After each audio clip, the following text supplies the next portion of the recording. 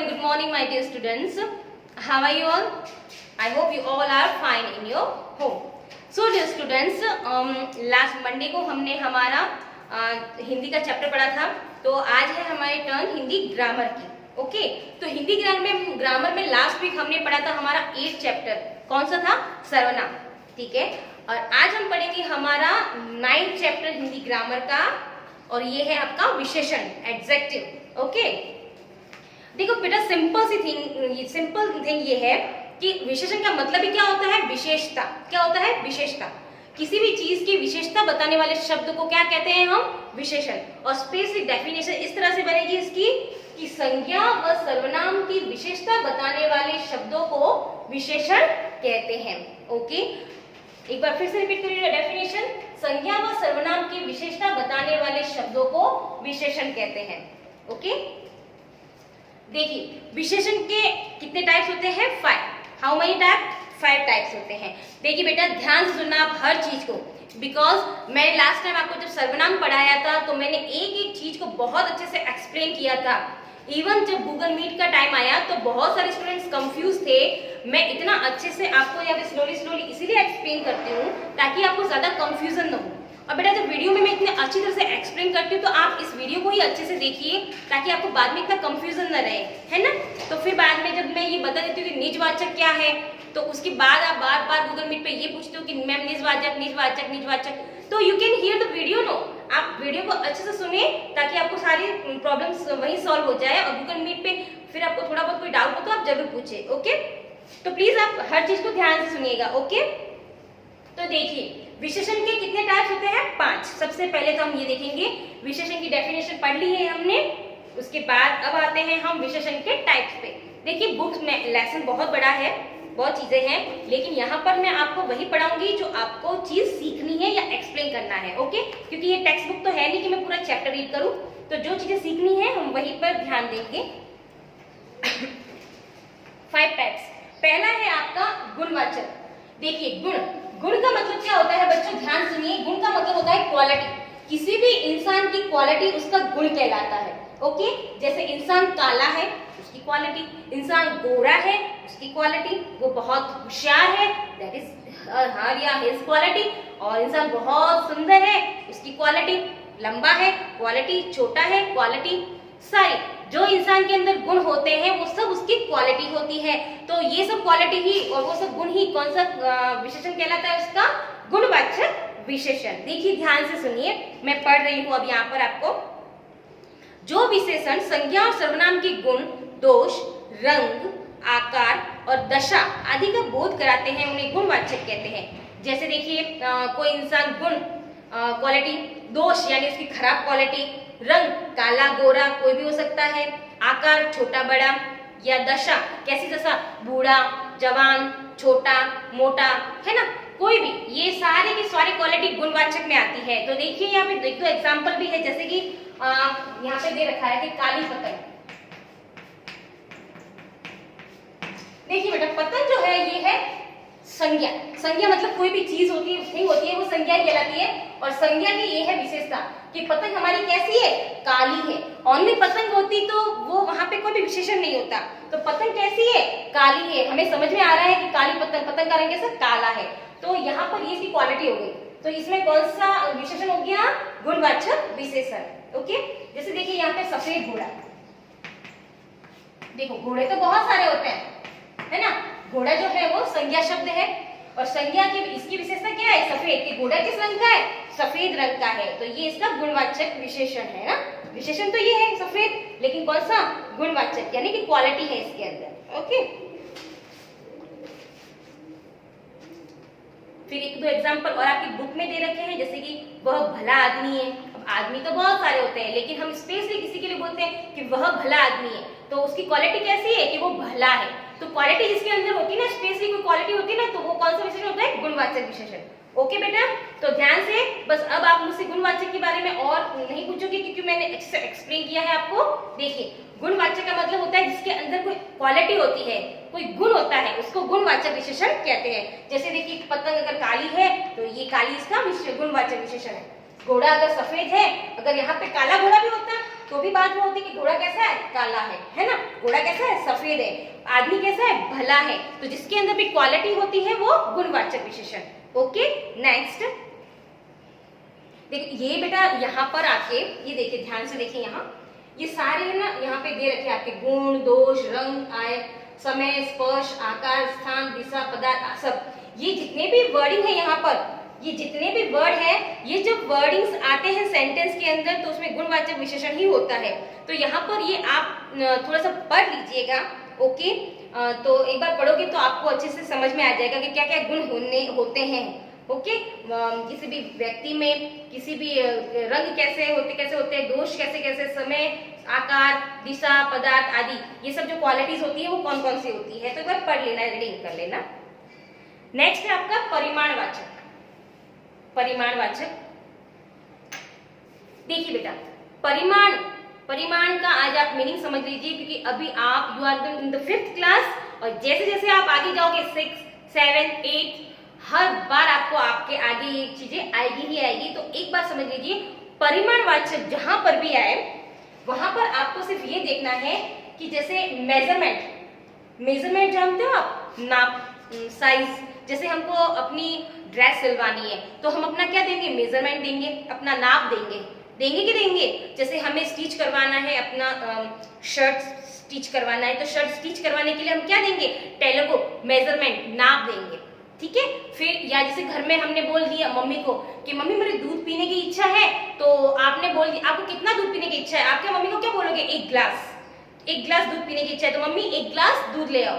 ठीक है, या फिर आप बोलोगे कि मम्मी को कि मेरे को 1 कप दूध पीना है। ठीक है, तो जहां पर मेजरमेंट यानी नाप तोल होता है ना, वहां पर जैसे कपड़े के मामले में देखो, टेलर ने बोल दिया कि इसमें आपको 2 मीटर कपड़ा लगेगा, आपकी शर्ट सिलनी है 2 मीटर कपड़ा लगेगा, तो जहां पर मीटर कपड़ा लगेगा मतलब एक मेजरमेंट है। तो जहां पर भी मेजरमेंट से रिलेटेड बात आती है ना बेटा, वहां पे आपके होता है परिमाणवाचक। ध्यान से सुनना, जैसे देखो metre, 2 metre, 3 metre, 4 metre, 5 metre, वाह। ठीक है, जैसे गेहूं, हमने गेहूं लाए हैं 1 क्विंटल यानी 100 किलो, 2 क्विंटल यानी 200 किलो, है ना, क्विंटल, 100 किलो को हम क्या बोलते हैं, 1 क्विंटल। तो 1 क्विंटल, 2 क्विंटल, 3 क्विंटल, ये ठीक है, नाप तोल, तो इसमें भी परिमाणवाचक होगा। प्लस 1 गिलास दूध दे दो, 2 गिलास दूध दे दो, 3 गिलास दूध दे दो, तो वो जो नाप तोल है ना, नाप दे दिया आपने कि ये कितने गिलास में मुझे दूध चाहिए, तो वो परिमाणवाचक। ओके बेटा, तो यहाँ ये मैंने आपको बता दिया है परिमाणवाचक, जहां मेजरमेंट यानी नाप तोल होता है। अब इसमें भी 2 चीजें होती है, देखिए ध्यान से देखिए मेजरमेंट में, जैसे मैंने आपको एक यहाँ बोल दिया 1 गिलास दूध,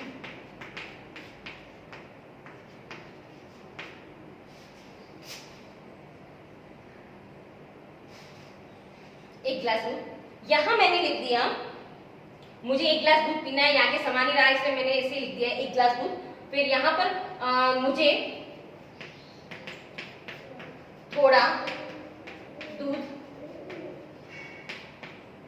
चाहिए, है ना, यहाँ 1 गिलास दूध चाहिए।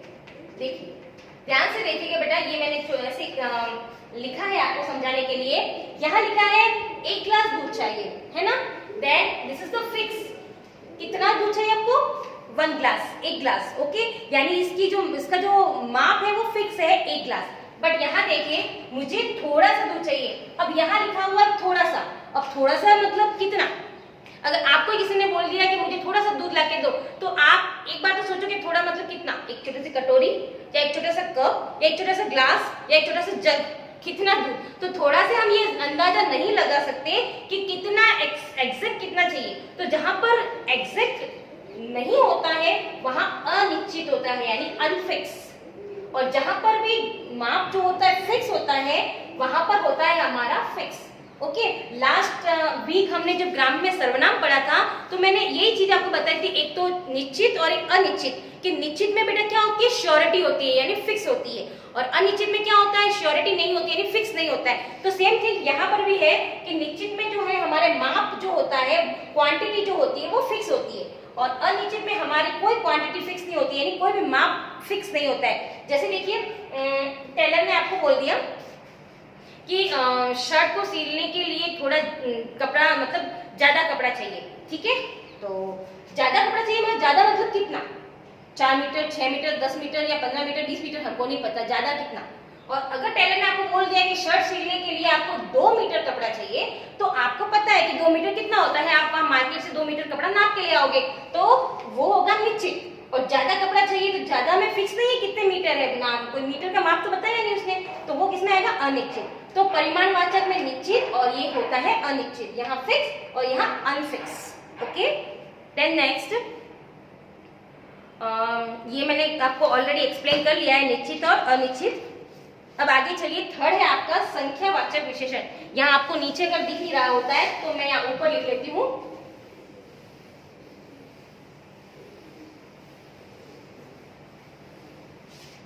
नाउ नेक्स्ट, संख्यावाचक, ये है आपका थर्ड। अब देखिए बेटा, संख्या नाम से ही पता चल रहा है, संख्या यानी कि डिजिट है ना, जहां डिजिट आएगी संख्या 1 2 3 4 डिजिट। ओके, तो जहां पर भी डिजिट आएगी वहां होगा आपका संख्यावाचक विशेषण। देखिए, और बेटा यहां पर भी ध्यान रखना, देखिए परिमाणवाचक और संख्यावाचक में आप बहुत कंफ्यूज होने वाले हो, इसीलिए मैं जो कह रही हूं उसको ध्यान से सुनिए। परिमाणवाचक में मेजरमेंट होता है, मेजरमेंट यानी नाप तोल। ओके, और संख्यावाचक में भी आपकी संख्या आएगी लेकिन डिजिट आएगी। Okay, digit. देखिए ध्यान से देखिए, क्योंकि इसमें भी निश्चित और इसमें भी अनिश्चित आएगा, उसमें भी अनिश्चित निश्चित था, इसमें भी निश्चित और अनिश्चित आएगा, इसलिए आप कंफ्यूज मत होना, ठीक है। अब देखिए संख्यावाचक में जिस विशेषण से संज्ञा या सर्वनाम की संख्या का बोध होता है उसे हम संख्यावाचक विशेषण कहते हैं। जैसे 7 घोड़े, 5 आम, बहुत सारे खिलौने, ठीक है। अब देखिए इसमें निश्चित, पहले पढ़ेंगे निश्चित, कि निश्चित संख्यावाचक किसे कहते हैं, उसके बाद ये है अनिश्चित। ओके, चलिए, तो निश्चित संख्यावाचक में बेटा हम जिस विशेषण के पदों में यानी जिस सेंटेंस में हमें फिक्स डिजिट का पता चलता है उसमें हम निश्चित संख्यावाचक कहते हैं। जैसे देखिए 7 घोड़े, वहां पे 7 घोड़े खड़े हैं, यहां पर 5 आदमी खड़े हैं, 5।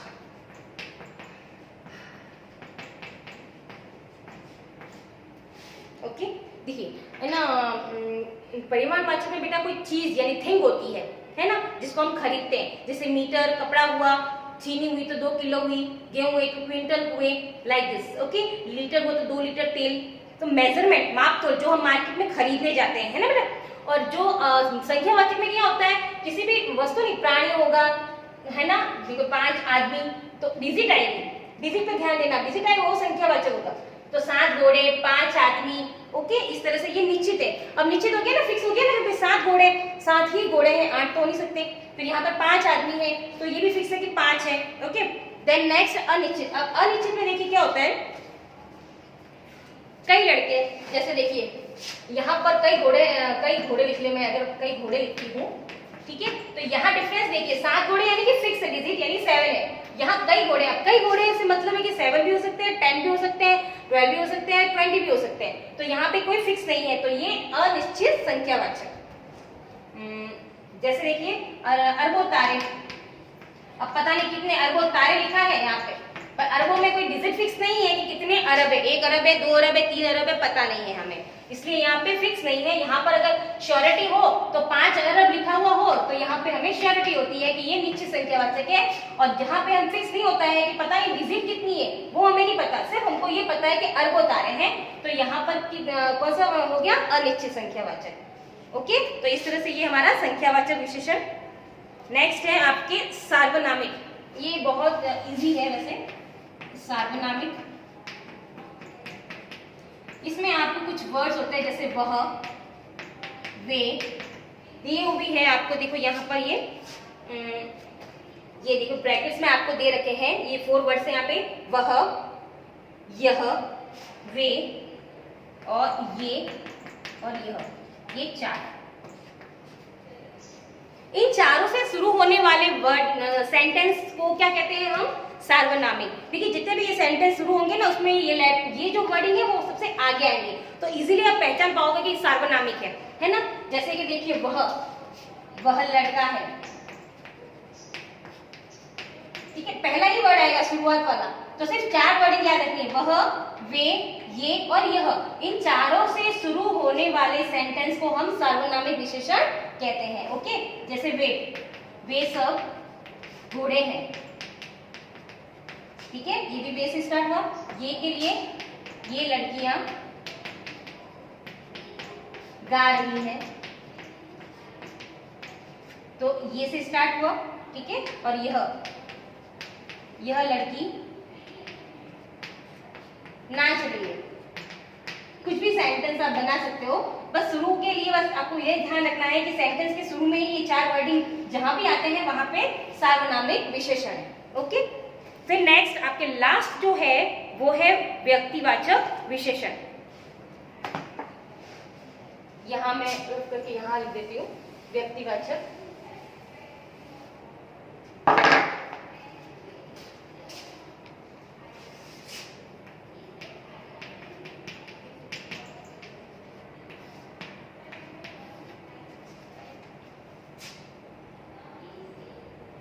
व्यक्तिवाचक संज्ञाओं से बनाए जाने वाले विशेषण व्यक्तिवाचक संज्ञा कहलाते हैं।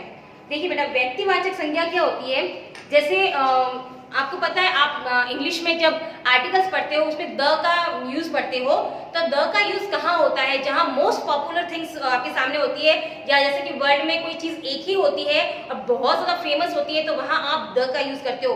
वैसे ही सेम थिंग व्यक्तिवाचक में भी होता है। व्यक्तिवाचक वहां यूज की जाती है जहां पर वो चीज बहुत ज्यादा फेमस होती है, एटलीस्ट इन इंडिया, नहीं पूरे वर्ल्ड में, ठीक है। जैसे आपके इंडिया के स्तर पे ले लो, आपके भारत के स्तर पे, तो आपको जैसे एप्पल के लिए आता है, तो एप्पल कहाँ की सबसे ज्यादा फेमस है, कश्मीर की, है ना। तो जैसे कश्मीर की सेब बोलते हैं तो एक फेमस थिंग आपके सामने आता है कि हाँ कश्मीर की सेब। वैसे सेब बहुत जगह होती है, बट फेमस कहाँ की, कश्मीर की। तो स्पेशलाइज मतलब कश्मीर की फेमस है, इसलिए वहां पे किसका यूज होगा, व्यक्तिवाचक का। उसके बाद देखिए एक और एग्जाम्पल दे रखा है साड़ी। तो साड़ी, जैसे साड़ी में हम नाम लेते हैं तो सबसे ज्यादा फेमस जो कहा है, बनारसी साड़ी। तो बनारसी एक साड़ी के लिए मोस्ट पॉपुलर प्लेस है।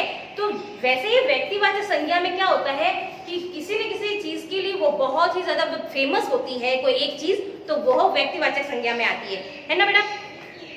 तो जब व्यक्तिवाचक विशेषण कोई ऐसी सेंटेंस जहां पर वो चीज मोस्ट पॉपुलर होती है पूरे वर्ल्ड में या पूरे इंडिया में, है ना, तो वहां पे कौन सी संख्या आती है, आपकी व्यक्तिवाचक विशेषण आएगा, ठीक है। जैसे सेब, कश्मीर की सेब बहुत प्रसिद्ध है, साड़ियों में बनारसी साड़ी सबसे महंगी और अच्छी होती है ना। जैसे ताजमहल दुनिया का सबसे बड़ा अजूबा है, तो ये हमारे भारत के स्तर पे ले लो तो ताजमहल हमारे भारत का सबसे फेमस और अनोखा स्मारक है। तो इस तरह से ऐसे सेंटेंस या ऐसे मतलब थिंग्स जो बहुत ज्यादा मोस्ट पॉपुलर होते हैं, वहां पे कौन सा विशेषण आएगा, व्यक्तिवाचक विशेषण। ओके, तो इस तरह से ये आपके 5 जो विशेषण के काइंड्स थे यानी भेद थे वो तो यहाँ पर कंप्लीट हो चुके हैं। और यहाँ आगे बेटा देखो, ये ज्यादा मैं एक्सप्लेन नहीं करूंगी, सिर्फ आपको यहाँ पे देखो 3 चीज दे रखी है कि विशेषण की जो है 3 अवस्थाएं होती है। डिग्रीज पढ़ते हो ना आप इंग्लिश में, वैसे 3 यहाँ पर डिग्री है, छोटी सी यहाँ पे समझा दूंगी मैं कि एक तो होती है मूलावस्था, जब चीज अपनी मूल अवस्था में होती है यानी एग्जैक्ट उसकी वैसी जैसी वो होती है वैसी होती है, तो वो होती है मूल अवस्था। जैसे एक बच्चा है ना, जब वो जन्म लेता है तो वो उसकी मूल अवस्था होती है यानी सबसे छोटी। उसके बाद जैसे वो थोड़ा सा बड़ा होता है तो उसकी अवस्था आती है उत्तरावस्था, ये उसकी सेकंड अवस्था, ये फर्स्ट अवस्था, ये सेकंड और ये थर्ड होती है उसकी उत्तमा अवस्था। देखिए जैसे यहाँ पे छोटा, फिर उससे बड़ा, उससे बड़ा, यानी कि यहाँ पे बच्चा जैसे छोटा होता है तो वो होती है उसकी मूल अवस्था, उससे बड़ा उत्तरा अवस्था, और सबसे जब बड़ा होगा तो वो होगी उसकी उत्तम अवस्था। वैसे कोई चीज होती है तो अच्छी, हम किसी चीज को अच्छी बोलते हैं तो वो होती है उसकी मूल अवस्था, फिर उससे अच्छी वो होती है उत्तरावस्था, और सबसे अच्छी वो होती है इसकी उत्तमा अवस्था। देखिए एग्जाम्पल यहाँ पे, और मैं पढ़ रही हूँ यहाँ पे, मूला अवस्था, इसमें विशेषण अपने मूल रूप में होता है। विशेषण मतलब कोई भी विशेषता, इसलिए इसे विशेषण की मूला अवस्था कहते हैं। इसमें किसी भी विशेष्य यानी व्यक्ति, वस्तु या पदार्थ की तुलना किसी अन्य विशेषण से नहीं की जाती है। जैसे साड़ी ले लो, एक छोटा सा एग्जाम्पल, साड़ी, ये इसकी मूल अवस्था है साड़ी की। फिर ठीक है, फिर जैसे ही हमें इसमें केवल संज्ञा सर्वनाम के प्रति विशेषता का कथन होता है, जैसे गीत शुद्ध है, एग्जांपल यहीं से ले लेते हैं ताकि आपको समझ में आ जाएगा अच्छे से, आप बुक में भी देख लेना। जैसे गीत शुद्ध है ना, दीपक ईमानदार है, यानी सिंपल सेंटेंस की सिंपल क्वालिटी आती है तब वो उसकी मूल अवस्था। फिर इसी को हम जैसे उत्तम अवस्था में ले पढ़ेंगे तो जब दो व्यक्तियों की परस्पर तुलना होती है ना, जब तुलना होती है, किसी से कंपैरिजन होता है तो वहां होती है उत्तरावस्था। जैसे राम श्याम से ज्यादा होशियार है, राम श्याम से ज्यादा होशियार है, यहाँ देखिए राम होशियार है, वो होगी आपकी मूलावस्था। राम श्याम से होशियार है, यानी दो में कंपैरिजन होता है तो उत्तरावस्था। और राम पूरी कक्षा में सबसे होशियार है तो वो होगी उसकी उत्तमा अवस्था। ठीक है ना बेटा, ये जो मीन्स बेस्ट और मतलब मोर देन बेस्ट, मतलब इस तरह से होता है। तो जैसे राम का एक एग्जांपल लिया मैंने कि राम होशियार है, इंटेलिजेंट है, मूलावस्था। राम श्याम से ज्यादा इंटेलिजेंट है, उत्तरावस्था। और राम क्लास में सबसे ज्यादा होशियार है, यानी कि पूरी क्लास में राम सबसे ज्यादा होशियार है, यानी यहाँ पे कंपैरिजन पूरी क्लास से हो रहा है तो वो होती है उत्तमावस्था। ओके, वैसे ये ज्यादा आपके अभी डीपली इसमें नहीं जाना है, ये आगे जैसे जैसे क्लास में आप जाओगे वैसे वैसे ज्यादा और डीपली पढ़ोगे। अभी तक आप ये 5 जो काइंड्स मैंने भेद पढ़ा विशेषण के, उस पर ज्यादा फोकस कीजिए आप। ये तो आपकी बुक्स में दे रखा था, मैंने इसको थोड़ा सा एक्सप्लेन कर दिया है। ओके बेटा, तो ज्यादा don't worry about this topic. तो अभी तक आपको जो मैंने पार्ट्स भेद करवाए हैं, आई होप आपको वो समझ में आ गए होंगे। ठीक है, अगर नहीं कुछ प्रॉब्लम हो रही है समझने में, then you can ask me on Google Meet. Okay बेटा, डेफिनेशंस और क्वेश्चन आंसर्स जितने भी हैं मैं आपको अभी उसमें होमवर्क में लिख के और फिर पिक को सेंड कर दूंगी। ठीक है बेटा, तो आई होप आपको विशेषण समझ में आ गया होगा। Okay, so bye students, have a